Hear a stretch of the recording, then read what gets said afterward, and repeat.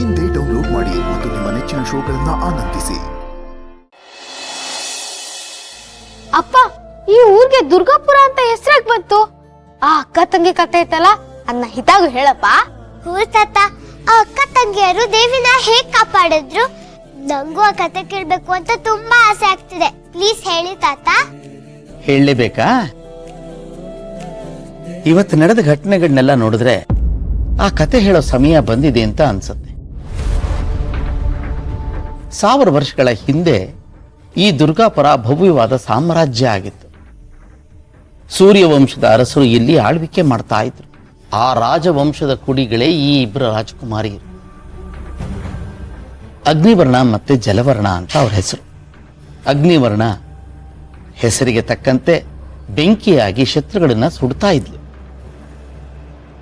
ಈ ಜಲವರ್ಣ ಜಲದ ಹಾಗೆ ಪ್ರಶಾಂತವಾಗಿದ್ರೂ ಕೂಡ ಕೋಪ ಬಂದಾಗ ಪ್ರಳಯನ ಸೃಷ್ಟಿಸ್ತಾ ಇತ್ತು.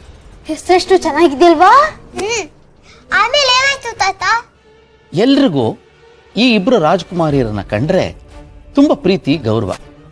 ಆ ಇಬ್ರು ಸಹೋದರಿಯರನ್ನ ಪಕ್ಕದ ರಾಜ್ಯದ ರಾಜಕುಮಾರ ಇದ್ನಲ್ಲ ಆದಿತ್ಯವರ್ಮ, ಅವನಿಗೆ ಕೊಟ್ಟು ಮದುವೆ ಮಾಡಿದ್ರು. ಆದಿತ್ಯ ಅಂದ್ರೆ ಸೂರ್ಯ. ಸಂಸ್ಕೃತದ ಮೂಲದ ಪ್ರಕಾರ ಶರತ್ ಅಂದ್ರೆ ಪ್ರಕಾಶಮಾನವಾದ ನಕ್ಷತ್ರ. ಸೂರ್ಯ ಅನ್ನೋ ಒಂದು ನಕ್ಷತ್ರ ಆದ್ರಿಂದ ನಿಮ್ಮ ತಂದೆಯ ಹೆಸರು ಶರತ್ ಅನ್ನೋದು ಇದಕ್ಕೆ ಹೋಲುತ್ತೆ ಅಂತ ಅಂದ್ಕೋಬಹುದು. ಹಾಗಾದ್ರೆ ಆ ರಾಜ್ಕುಮಾರನ ನನ್ನಪ್ಪ ಅಂತ ಇಮ್ಯಾಜಿನ್ ಮಾಡ್ಕೋಬಹುದಾ? ಅಗತ್ಯವಾಗಿ ಅಂದ್ಕೋಬಹುದು.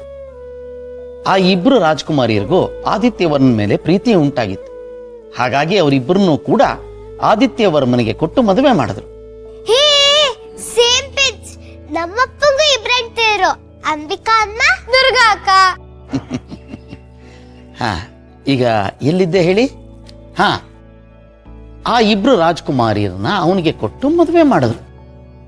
ಆ ರಾಜಮನೆತನದ ಮುಖ್ಯ ಗುರಿ ಏನಾಗಿತ್ತು ಗೊತ್ತಾ ನಿಮಗೆ? ಈ ದುರ್ಗಾಪುರದ ದೇವಸ್ಥಾನನ ಮತ್ತೆ ದೇವಿಯನ್ನ ಪ್ರಾಣಕ್ಕಿಂತ ಹೆಚ್ಚಾಗಿ ರಕ್ಷಣೆ ಮಾಡೋದು. ಆ ಇಬ್ಬರು ಅಕ್ಕತಂಗಿರು ಮತ್ತೆ ಅವರ ಗಂಡ ದುರ್ಗಾದೇವಿಯ ಪರಮ ಭಕ್ತರಾಗಿದ್ದರು. ಅವರ ಪ್ರೀತಿಪರತೆ, ಒಳ್ಳೆಯ ಆಡಳಿತ ಇಡೀ ಸಾಮ್ರಾಜ್ಯವನ್ನ ಸುಖವಾಗಿ ಇಟ್ಟಿತ್ತು. ಆದರೆ ಒಂದು ಕರಾಳ ದಿನ ಆ ಸುಖಕ್ಕೆ ಸಂಸ್ಕಾರ ಬಂತು.